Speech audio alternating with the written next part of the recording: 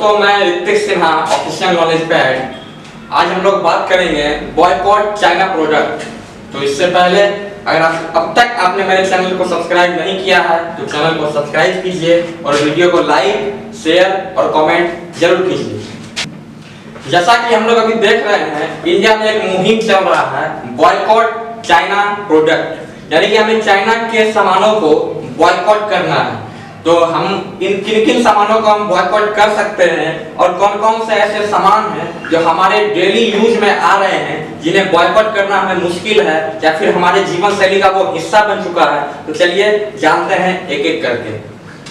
सबसे पहली बात करें तो चाइना इंडिया से करीब $70 मिलियन का व्यापार करता है। इसमें वो इलेक्ट्रॉनिक गैजेट, सारे इलेक्ट्रॉनिक एप्लीकेंस जो भी हैं सारे चाइना से आते हैं, जो कि हमारे डेली यूज में एक हमारी जिंदगी का हिस्सा बन चुका है। जितने भी स्मार्टफोन कंपनी हैं, जैसे Xiaomi हो गया, Oppo हो गया या फिर Vivo हो गया, जितने भी बड़ी बड़ी कंपनियां हैं वो भारत में अपना पैर जमा चुकी है। जैसे चाइना की बात करें तो चाइना ने हाल फिलहाल में पेटीएम में अपना हिस्सेदारी खरीदा है। मतलब चाइना इंडिया में इन्वेस्ट कर रहा है ताकि वो इंडिया के मार्केट पे अपना पकड़ बनाए रख सके।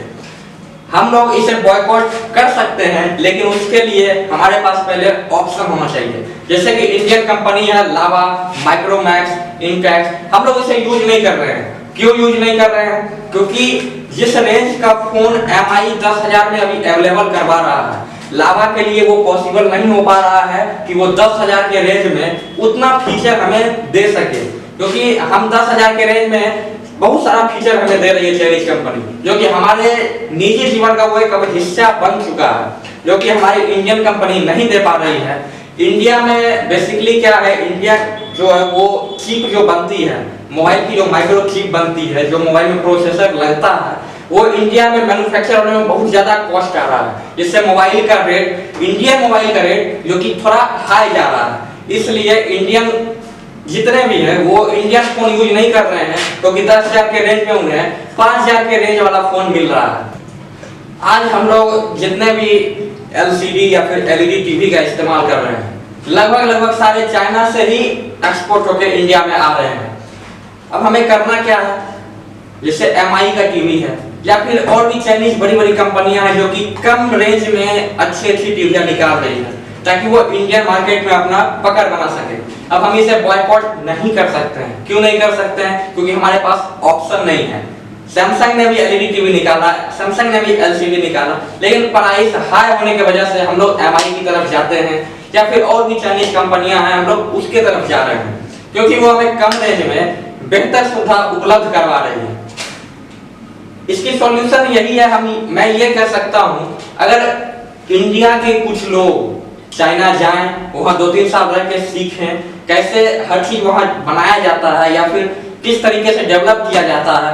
आज जो स्क्रीन गार्ड जो चाइना में 10 रुपए में बनती है, वो इंडिया में आते आते 50 रुपए या 60 रुपए में मिलती है। ऐसा क्यों होता है? क्योंकि वो 10 रुपए में बनाती तो जरूर है, लेकिन उसे बेचती है हाई करके, उससे उसका प्रॉफिट है।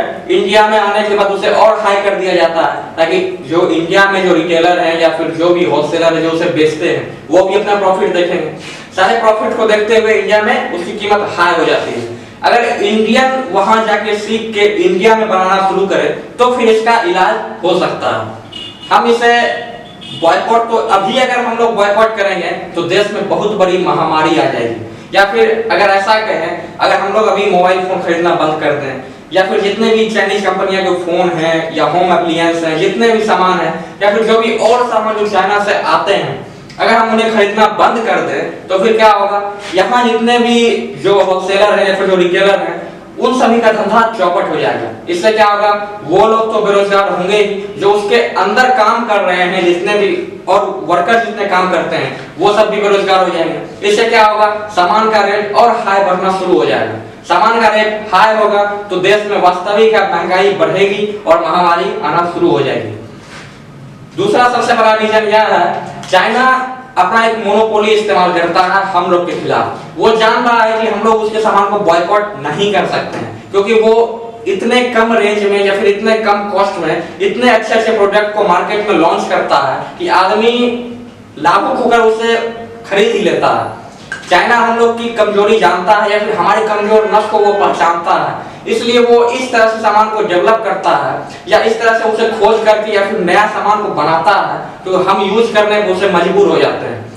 जब MI का फोन आया था तो इंसान उतना MI फोन खरीद नहीं रहा था, लेकिन जब वो फोन को एक सीरीज में लाना लॉन्च करना शुरू कर दिया, उसने सेल लगाना शुरू किया, आदमी ने फोन खरीदना शुरू कर दिया इंडिया में। इससे क्या हुआ, उसके फोन की डिमांड बढ़ने लग गई। उसने कम रेंज में बेहतरीन से भी बेहतरीन सुविधाओं के साथ नए नए फोन को लॉन्च कर दिया, जिससे कि हम लोगों ने खरीदा, यूज किया। अब अगर हम लोग चाइना के सामान को, अभी जैसे लोग क्या कर रहे हैं, बॉयकॉट चाइना के नाम पे फोन को तोड़ रहे हैं या फिर अपने टेलीविजन को तोड़ रहे हैं, ऐसा करना गलत है, क्योंकि हम लोग तो खरीद चुके हैं, ये पैसा चाइना को जा चुका है। अब हम इसे तोड़ देंगे तो नुकसान खुद का होगा। इससे अच्छा है कुछ देर और हम इसे यूज करें। जब इंडिया का खुद का सामान या खुद का मैन्युफैक्चरिंग हब इंडिया जब बनेगा, जब इंडिया के अंदर ये सब प्रोडक्शन शुरू हो जाएगा, तो हम इस सामान को रिप्लेस करके इंडियन सामान का इस्तेमाल करना शुरू कर देंगे, ताकि इंडिया के सामान को हम लोग यूज करेंगे तो इसका जो प्रॉफिट होगा वो इंडियन गवर्नमेंट के पास ही जाएगा। और इंडिया में प्रोडक्शन होने से एक और फायदा होगा, जितने भी एशियन कंट्री हैं या फिर अफ्रीकन या यूरोपियन कंट्री हैं, उन्हें हम ये सब एक्सपोर्ट कर सकते हैं, हम उन्हें बेच सकते हैं, चाइना से कम कीमतों पर भी से उसे बेचेंगे, तो हमारे देश का जो FDI है वो भी बढ़ेगा और हमारा जो मैन्युफैक्चरिंग हब का एक सपना है, हमारे देश का जो इकोनॉमी को जो बढ़ाना है, जो 5 ट्रिलियन ले जाना है हमें, वो भी सपना साकार होगा। इसके लिए सबसे पहले हमें इंडिया को मैन्युफैक्चरिंग हब बनाना है।